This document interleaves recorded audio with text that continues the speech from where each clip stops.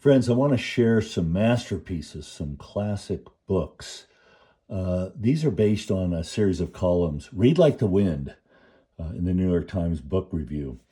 And I'll just note that this first series reminds me of my favorite classics by Charles Dickens. My favorite is Great Expectations because when I was a fourth year medical student, an elective was unconscious constellations and their symbolic expressions in classic literature. So Dr.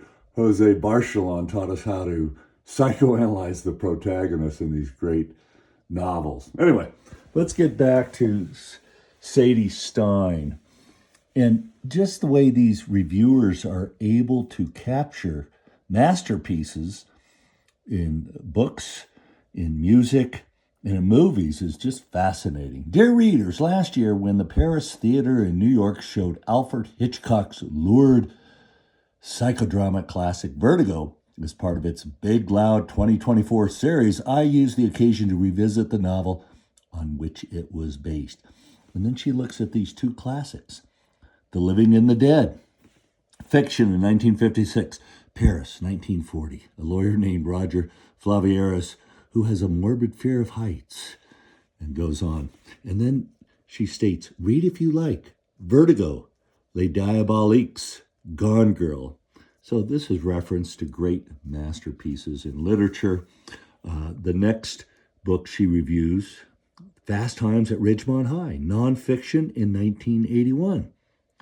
And then she goes on, read if you like, Fast Times at Ridgemont High, Tom Petty, Dennis Johnson, Regressing. I mean, this is just great accounts of our human condition through great literature. Next one by same reviewer, Sadie Stein, Read Like the Wind, Reappraisals. Dear readers, not long ago I was driving with my brother who was playing DJ when one of his song selections took me by surprise. I thought you hated Elvis Costello, I said accusingly, and maybe a little resentfully, thinking of the decades of fruitless arguing this perception had occasioned. Charlie shrugged. I was wrong. Reappraising, right? And so Sadie refers to Italian folk tales, fiction in 1956, the year I was born. And then she states, read if you like, Lies and Sorcery by Elsa Morante. The Uses of Enchantment by Bruno Bettelheim. 100 Years of Solitude by Gabriel Garcia Marquez. This is my favorite magical realism book of all time. I loved it. Journal of a Solitude, nonfiction in 1973. All of those, friends, I'm pleased to concede, were right, and I was wrong. Again, here the reviewer, Sadie Stein, is acknowledging there was a time when she was incorrect. Read if you like, Last House by M.F.K. Fisher, In Praise of Shadows by another great author. Next, Read Like the Wind, Karaoke Machines by Sadie Stein. Dear readers, let's be clear, I have zero interest in making you do karaoke.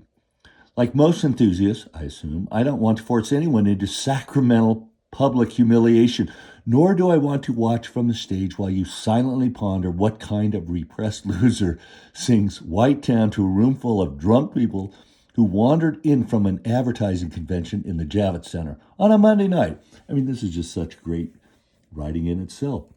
Two books, Turn Around, Bright Eyes, The Rituals of Love, and Karaoke. Read if you like, High Fidelity, Hereafter, Total Eclipse of the Heart.